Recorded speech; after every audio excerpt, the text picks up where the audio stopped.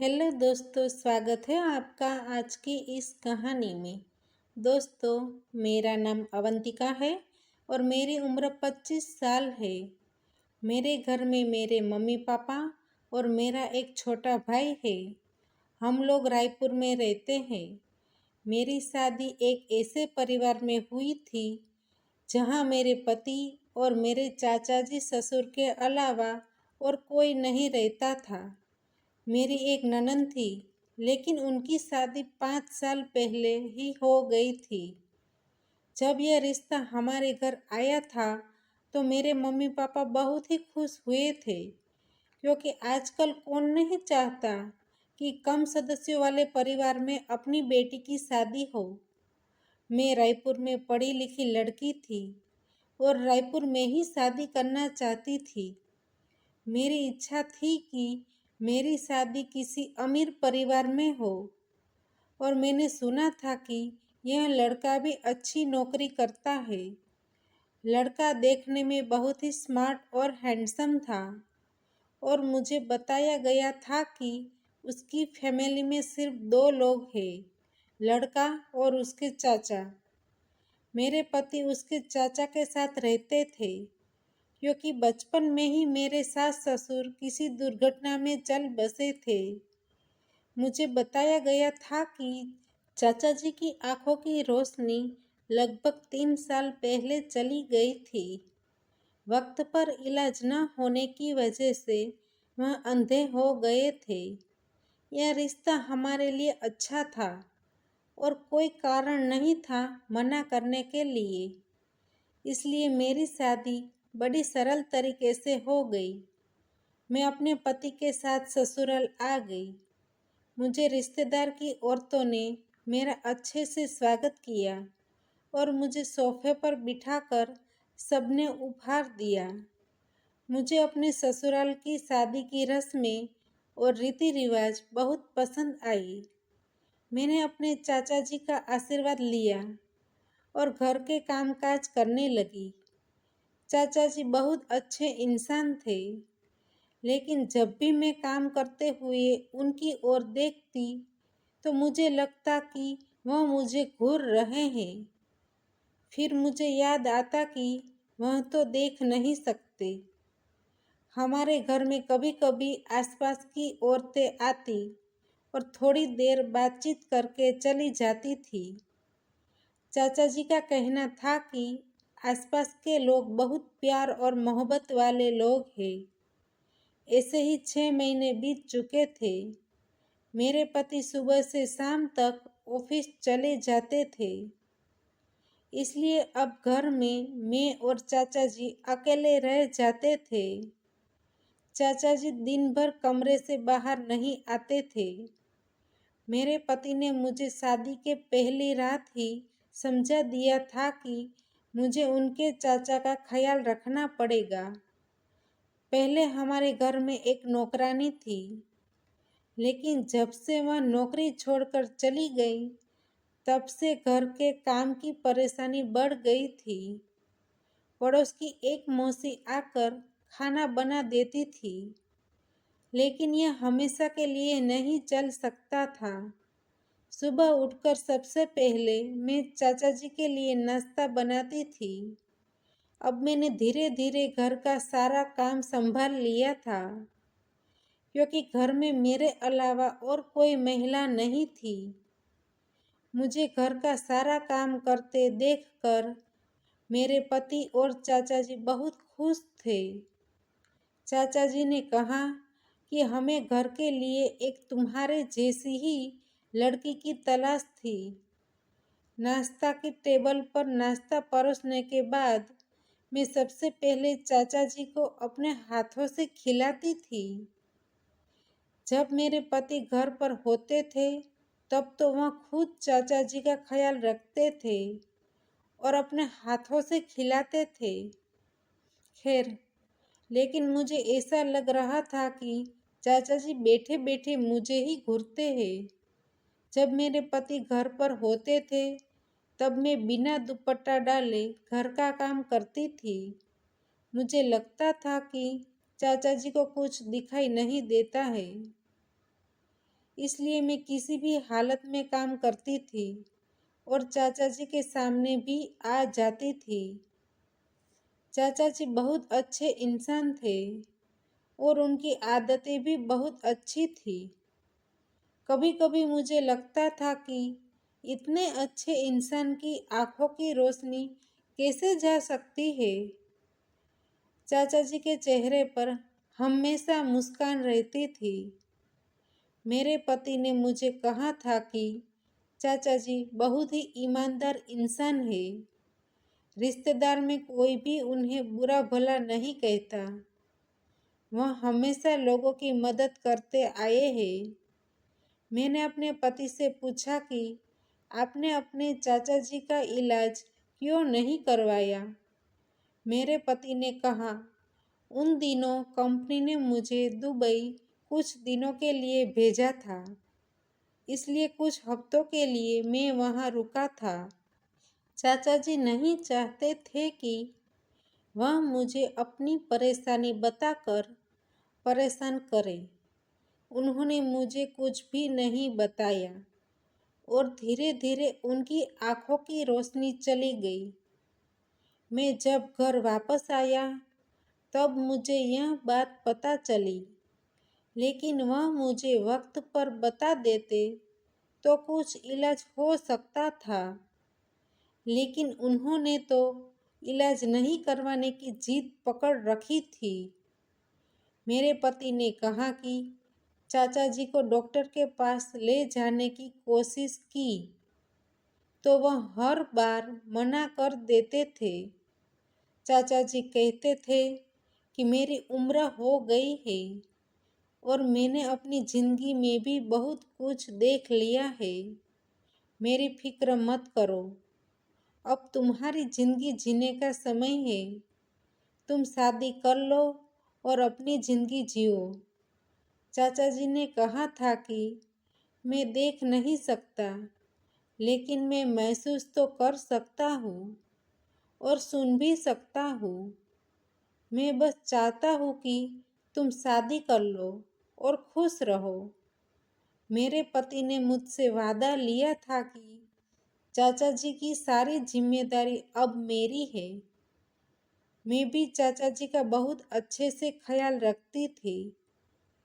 मैंने उनकी पुरानी फोटो देखी तो उसमें उनकी आंखों की रोशनी ठीक थी और उसमें चाची जी भी साथ में थी।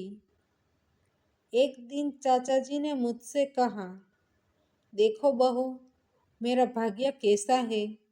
मैं अपनी बहू को अपनी आँखों से देख भी नहीं सकता हूँ और ना ही उसे देखकर आशीर्वाद दे सकता हूँ। मैंने कहा, चाचा जी, आप दिल छोटा मत कीजिए, मैं हूँ ना। मेरे पति को कुछ हफ्तों के लिए वापस दुबई जाना पड़ा। मैंने उनसे कहा कि मुझे मायके छोड़ दो, लेकिन मेरे पति ने कहा, मैं तुम्हें नहीं जाने दे सकता क्योंकि यहाँ पर चाचा जी है। तुम्हारे बिना उनका ख्याल कौन रखेगा। मेरे पति जा चुके थे और मुझे कहकर गए थे कि मेरे पीछे चाचा जी का ख्याल रखना। पति के जाने के बाद चाचा जी ने मुझे आवाज़ लगाई, बहू बहू कहकर मुझे पुकारा। मैं भागती हुई उनके कमरे में गई। चाचा जी छोटी और बनियान पहन रखे थे। उन्होंने मुझे कहा, क्या बेटा जा चुका है। मैंने कहा, हाँ, अभी 10 मिनट पहले ही निकले हैं। उन्होंने कहा, ठीक है, तुम मेरी शर्ट उठा दो। शर्ट बेड के किनारे पड़ी हुई थी। मैंने उनकी शर्ट उन्हें दे दी। उन्होंने जैसे तैसे शर्ट पहन ली, लेकिन शर्ट के बटन बंद नहीं हो रहे थे। इसलिए मैंने उनको कहा, आप रहने दीजिए, मैं कर देती हूँ। वह मुस्कुराई। फिर उन्होंने कहा, बहू, मेरे बाल भी बना दो। मैंने उनके बाल भी बना दिए। फिर चाचा जी कहने लगे, बहू जरा मुझे अपने हाथ दो। मैंने कहा, क्यों चाचा जी? वह बोले, दो तो जरा। मैं सोच रही थी कि वह मेरे हाथ क्यों पकड़ना चाहते हैं। उन्होंने मेरे दोनों हाथ अपने हाथों में थाम लिया और कहने लगे, तुम्हारा बहुत बहुत शुक्रिया। तुमने हमारे घर को बहुत अच्छी तरह से संभाल के रखा है। चाचा जी ने मेरे हाथों को बड़ी मजबूती से थाम लिया था। मैं अपने हाथ छुड़ाने की कोशिश कर रही थी, लेकिन उन्होंने कहा, बहू अभी यही रहो, इतनी जल्दी जाने की क्या ज़रूरत है। मैं तुम्हारा शुक्रिया अदा करना चाहता हूँ। भगवान ने मुझे कोई औलाद नहीं दी। मेरी औलाद होती तो वह भी तुम्हारी तरह मेरा ख्याल नहीं रखते। चंपा की मौत के बाद मुझे बड़ा अफसोस हुआ था कि क्योंकि वह मेरी हमसफ़र थी और मेरा बहुत ख्याल रखती थी। उसने भी घर को बहुत अच्छे से संभाल के रखा था। उसके चले जाने के बाद सारी जिम्मेदारी तुम्हारे पति पर आ गई, फिर अब तुम्हारे पर। मैंने कहा, आप किसी पर भी बोझ नहीं है और मुझ पर तो बिल्कुल भी नहीं। आप मुझे अपनी बेटी समझो। मैं आपकी बेटी की तरह हूँ। वह मुस्कुराई और बोले, तुम बहुत अच्छी हो। तुम मेरा बहुत ख्याल रखती हो। अब हम दोनों रोज ही घर में अकेले रहते थे। अब धीरे धीरे वक्त गुजर रहा था और वक्त के साथ साथ चाचा जी की हरकतें भी बदलती जा रही थी। चाचा जी धीरे धीरे मेरे साथ बहुत ज़्यादा फ्री हो गए थे। मेरे पति फिर से 3 हफ्तों के लिए बाहर गए हुए थे। उसने कहा, चाचा जी का ख्याल रखना।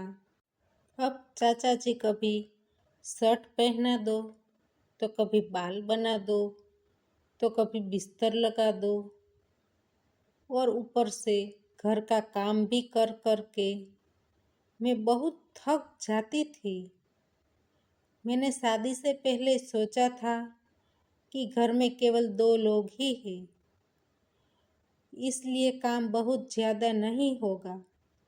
लेकिन मैं चाचा जी का काम करते करते मैं ससुराल में घन चक्कर बन गई थी। अब दिन ब दिन चाचा जी की हरकतें भी अजीब सी हो रही थी। कभी मैं सोती थी तो मेरे कमरे में आ जाते थे, तो कभी काम कर रही होती थी तब मेरे पीछे आकर खड़े हो जाते थे। अब मैं उनकी हरकतों से तंग आ चुकी थी।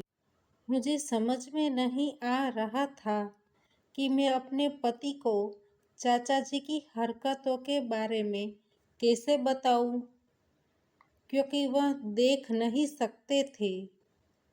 इसलिए मेरे पति मेरी बात पर यकीन नहीं करेंगे, उल्टा मुझे ही गलत समझ लेंगे।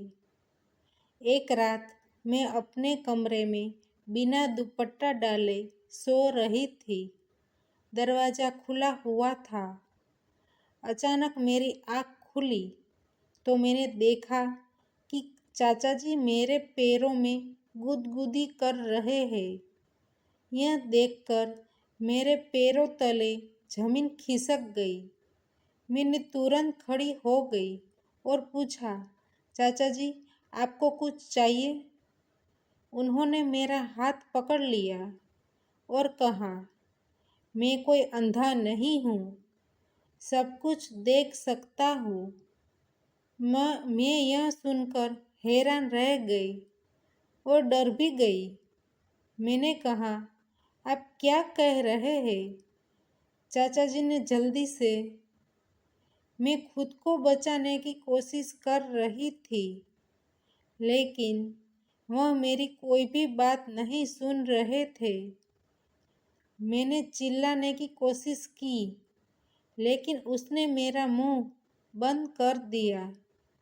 फिर उसके बाद जो हुआ वह नहीं होना चाहिए था। मुझे चाचा जी से ऐसी उम्मीद नहीं थी। उन्होंने झूठ बोला था कि वह अंधे हैं और इस बात का फायदा उठाकर उन्होंने मेरी इज्जत को तार तार कर दिया था। मैंने उनसे कहा, आपने मेरे साथ अच्छा नहीं किया। मैं आपके बारे में मेरे पति को सब कुछ बता दूंगी। वह हंसते हुए बोले, तुम्हारा पति कभी तुम्हारी बात पर यकीन नहीं करेगा क्योंकि उसे पता है कि मैं अंधा हूँ। तुम्हें ही घर से निकाल देगा। मैं बहुत डर गई। मुझे लगा कि वह सच कह रहे हैं। मेरा पति मुझ पर कभी यकीन नहीं करेंगे, लेकिन चाचा जी ने मेरे साथ जो किया वह मेरे लिए बहुत खतरनाक साबित हुआ।